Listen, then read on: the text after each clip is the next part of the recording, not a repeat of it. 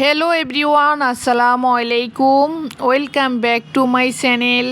সবাই কেমন আছেন? যে যেখান থেকে আমার ব্লগ ভিডিওটি দেখা শুরু করে দিয়েছেন, আল্লাহর অশেষ রহমতে ভালো আছেন, সুস্থ আছেন। আলহামদুলিল্লাহ, আমরা সপরিবারে ভালো আছি। মারিয়া লাইফস্টাইল অ্যান্ড কুকিং চ্যানেলে আপনাদের সবাইকে আরও একবার স্বাগতম। প্রতিদিনের মতো আজকেও নতুন একটি ব্লগ ভিডিও নিয়ে এসেছি আপনাদের মাঝে। আশা করি আপনারা আমার এই লাইফস্টাইল ব্লগটি উপভোগ করবেন। এটা গতকাল সকাল থেকে সন্ধ্যা পর্যন্ত নেওয়া। গতকাল সকালে নাস্তা খেয়েছি চমচা আর দুধ চা। আমরা মানুষ তিনজন। আমার আব্বা দই চিড়া খায়, আমার আব্বা চমচা খেতে পারে না, কারণ ওনার দাঁত নেই। এজন্য উনি প্রতিদিন সকালে দই চিড়া এগুলা মুড়ি দিয়ে ভিজিয়ে। তো এখানে এই যে আমি নাস্তা শেষ করে চলে আসছি আমার একটা রুমে। এই রুমে কেউ থাকে না বর্তমানে। আগে আমার ছোট ভাই ছিল, এখন ও নেই, এজন্য এই রুমেও থাকে না, কেউ থাকে না। শুধু দিনের বেলা আমার আব্বা অথবা আমি একটু শুই। তো এখানে যেদিন আমার মেহমান আসছে ওই দিন আমি একটা বেডশিট দিয়েছি। তো ভাবছি বেডশিটটা অনেক দিন হয়ে গেছে, তুলে আরেকটা দিই, ময়লা হয়নি। তারপরও এক সপ্তাহ পর পর তো বেডশিট চেঞ্জ করতে হয়। তারপরে এই জন্য আমি একটা বেডশিট দিয়ে দিলাম, কারণ সন্ধ্যা আমাকে এই রুমে একটা সেলাইন দেওয়া হবে। এজন্য আমি রুমটা সুন্দরভাবে গুছিয়ে নিয়েছি, ঝাড়ু দিয়ে মুছে নিয়েছি। তারপরে চলে আসলাম কিচেন রুমে, কারণ মেয়েদের দিনের অর্ধেকটা সময় চলে যায় কিচেনের মধ্যে। সকাল থেকে সন্ধ্যা পর্যন্ত সকালের নাস্তা, দুপুরের রান্না, রাত্রের রান্না, বিকালের নাস্তা, তো সব মিলিয়ে দিনের অর্ধেকটা চলে যায় রান্নাঘরে। এখানে আমি আজকে রান্না করব সবার পরিবারের সবার জনপ্রিয় একটা তরকারি, লতি দিয়ে চিংড়ি মাছ। তো এই চিংড়ি মাছের তরকারিটা আমার ফ্যামিলি সবাই কম বেশি পছন্দ করে, বিশেষ করে আমার মা আর আব্বা। আমি এই যে লতি কিন্তু শুটকি দিয়েও বেশি মজা হয়, আবার চিংড়ি মাছ দিয়ে।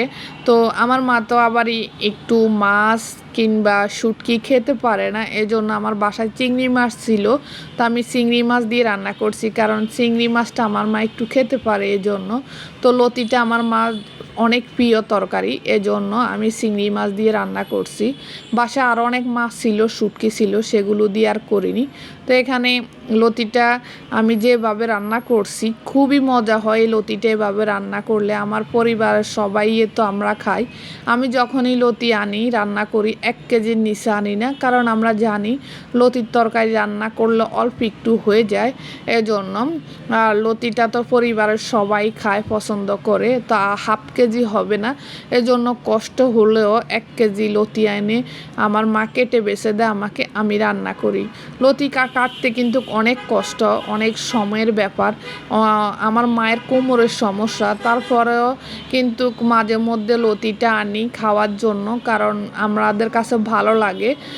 প্রায় সব সময় খেতে মন চায়, কিন্তু কাটার ভয় আর সব সময় আনা পড়ে না। এই যে মাঝে মধ্যে একটু আনি যখন চিংড়ি মাছ থাকে বাসায় তখন, কারণ চিংড়ি মাছটাও ঢাকার মধ্যে সব সময় পাওয়া যায় না আমাদের এইদিকে। চিংড়ি মাছের তো এমনিতে অনেক দাম, তার মধ্যে আবার সব সময় পাওয়াও যায় না। এজন্য যখনই চিংড়ি মাছ পাই তখন একটু লতিটা আনার চেষ্টা করি আমার মায়ের জন্য, আমার মা যেন খেতে পারে। তো এখানে আমি কই মাছ রান্না করব, এক পদ তরকারি দিয়ে তো আর ভাত খাওয়া হবে না। তো এই জন্য আমি এখানে নিয়েছি কই মাছ। কই মাছকে ভালো করে পরিষ্কার করে ধুয়ে তার পানি ঝরিয়ে হলুদ গুঁড়া, মরিচ গুঁড়া, লবণ দিয়ে আমি 10 মিনিট রেখে দিয়েছি রেস্টে। এখন আমি চিংড়ি মাছ কই মাছটা ভেজে নিচ্ছি। আমার লতিটা হয়ে যাচ্ছে এক চুলা দিয়ে। এখন একটু লেবুর রস দিব যেন গলা না চুলকায়। আর তাছাড়া আমি একটু রসুন বেশি দিয়েছি। রসুন আর এই যে লেবুর রস দিলে কখনো লতিতে গলা চুলকানা আমাদের। তো এই জন্য আমার লতিতে ঝোল আমি রাখবো না, কারণ আমার মা ঝোল রাখা তরকারি পছন্দ করে না। আর এখানে ছাদে কিছু এই যে ডাঁটার শাক হয়েছে, আর হয়েছে লাউ শাক তো আমার মা কেটে নিয়ে এসেছে। আর এখানে দেখেন আমার লতিটা একবারে শুকনা শুকনা হয়েছে। আমার মা এরকম লতি রান্নাই পছন্দ করে। আর এইদিকে আমার কই মাছের তরকারিটা আমি দিয়ে দিচ্ছি এক পাশে দিই। আপনারা যদি আমার চ্যানেলে নতুন হয়ে থাকেন প্লিজ চ্যানেলটি সাবস্ক্রাইব করে বেল বাটনটি অন করে দিবেন। আমার ভিডিওর কোনো অংশ যদি আপনাদের ভালো লেগে থাকে তাহলে একটি লাইক দিতে পারেন। আর আপনারা যদি ফেসবুক পেজ থেকে আমার ভিডিওটি দেখে থাকেন তাহলে পেজটি ফলো দিতে পারেন। আর প্রিয় ভাইয়া আপুরা আপনারা যারা অলরেডি এগুলো করে রেখেছেন আপনাদের সবাইকে অসংখ্য ধন্যবাদ। তো এখানে কিন্তু শাক বেশি না, শাক অল্প একটু। তো এখানে কই মাছ আমি নিয়েছি ভুনা করতে। তো আমার আম্মা বলছে ছাদের মধ্যে কিছু শাক হয়েছে, শাকটা নিয়ে আসি। তো আমি বলছি শাক আর এক্সট্রা ভাজি করতে পারবো না, একইবারে কই মাছ দিয়ে রান্না করি, একটা আলু দিয়ে দাও, আলু দিয়ে। তো রান্না বান্না করে খাওয়া দাওয়া করে রেস্ট নিয়েছি। সন্ধ্যার পরে আসছে এই যে ঢাকা মেডিকেলের এই ভাই চাকরি করে প্রায় 20-25 বছর। আমি যখন প্রেগনেন্ট ছিলাম তখনও উনি আমাকে ইঞ্জেকশন দিয়েছে, আমার বাসায় এসে উনি দিয়ে যায়। প্রতি সপ্তাহে আমি একটা করে ইঞ্জেকশন দিয়েছি যখন 3 বছর আগে। তো ওনার হাতে প্রায় 36টা-37টা ইঞ্জেকশন দেওয়া পড়ছে। এখন আবারই ওনাকে দরকার হয়েছে কারণ আমার স্যালাইন দেওয়ার লোক পাই না আমাদের এইদিকে। পর আয়রার বাবা বলছে যেহেতু ওই বাড়িটা আমার পরিচিত, বাসা চিনে, তাহলে আমি ফোন দিই, উনি চলে আসবে। যে কথা সেই কাজ, ওনাকে ফোন দেওয়ার আধা ঘন্টা পরে উনি চলে আসছে। এসে এই যে আমার সব কিছু রেডি করতেছে। স্যালাইন গত সপ্তাহে একটা স্যালাইন দিয়েছি, তখন আয়রার বাবা ছিল না, আমার বোনের জামাই ছিল, এই জন্য উনি ছিল না। কারণ আমাকে একজন মানুষ ধরতে হয়, কারণ আমি ভয় পাই এই জিনিসটা। আয়রার বাবা অনেক ভয় পায়, তো আমার মা ধরে আবার সব সময়। তো এখানে আমার বোনের জামাই থাকার কারণে তখন আয়রার বাবা ছিল না, জানে আমাকে ওনারা ধরবে। মাসমির জামাই ছিল, মাসমি ছিল।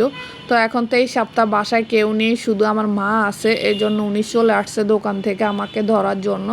আর সব সময় আমি স্যালাইন, ইঞ্জেকশন, ট্যাবলেট, ওষুধ এগুলো ভয় পাই, কিন্তু নিয়তি কি একটা পরিস্থিতি, সব সময় আমাকে এখন বর্তমানে এগুলোর সাথে মুখোমুখি হতে হয়।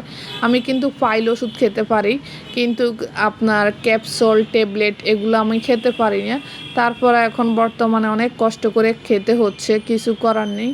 যদি আল্লাহ বাঁচিয়ে রাখে, সুস্থ থাকার জন্য অবশ্যই ওষুধ খেতে হয়, বাকিটা আল্লাহর হাতে। তো এখানে যে উনি সব কিছু খুব সুন্দরভাবে রেডি করতেছে। আর উনি যে ইঞ্জেকশন স্যালাইন দেয়, মানে ওনার হাতে একটু ভয় আছে মনে, কিন্তু ব্যথাটা কম লাগে।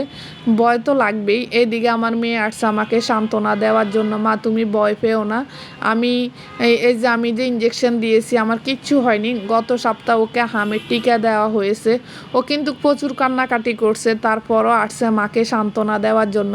মা তোমার কিচ্ছু হবে না, আমি আছি, তুমি ভয় পেও না, আমি দিয়েছি, দেখো আমার কোনো কিছু হয়নি। মেয়ের এই কথাগুলো শুনলে মানে মনটা ঠান্ডা হয়ে যায়। তো মাশাল্লাহ মেয়ে যে আমার কষ্টটা বুঝতে পেরেছে বয়সে, এটাই আমার কাছে অনেক। সবাই আমার মেয়েটার জন্য দোয়া করবেন। তো ওর বাবা ওকে সরিয়ে ফেলছে, কারণ ছোট মানুষ, ও যদি ভয় পায় এগুলোকে। পরে এই যে ওনারা দুজনই ঢাকা মেডিকেলে চাকরি করে, আমার শরীরে ব্লাড নেই বলে ওনারা শিরা খুঁজে পাচ্ছে না। অনেক খোঁজাখুঁজির পরে আমি বলছি যে গত সপ্তাহ আমাকে যে জায়গায় দিয়েছে আপনারা সেই জায়গায় দেওয়ার চেষ্টা করেন, কারণ 2-3 বার ফুটো করেন না, একবারে করেন। 2-3 জায়গায় করলে আমি ব্যথা পাবো। যদি আপনারা না পান শিরা খুঁজে, তাহলে আমাকে গত সপ্তাহে যে জায়গায় দিয়েছে ওই জায়গাতে দেওয়ার চেষ্টা করেন। পরে উনি 2-3 জায়গায় অনেক ট্রাই করছে। উনি বলছে যদি এই জায়গায় দেওয়া পরে তাহলে আপনার হাত নাড়াচাড়া করতে পারবেন না, যদি একটু হাত এই যে উপরের দিকে দেওয়া পরে তাহলে কিন্তু আপনার হাত নাড়াচাড়া করতে পারবেন।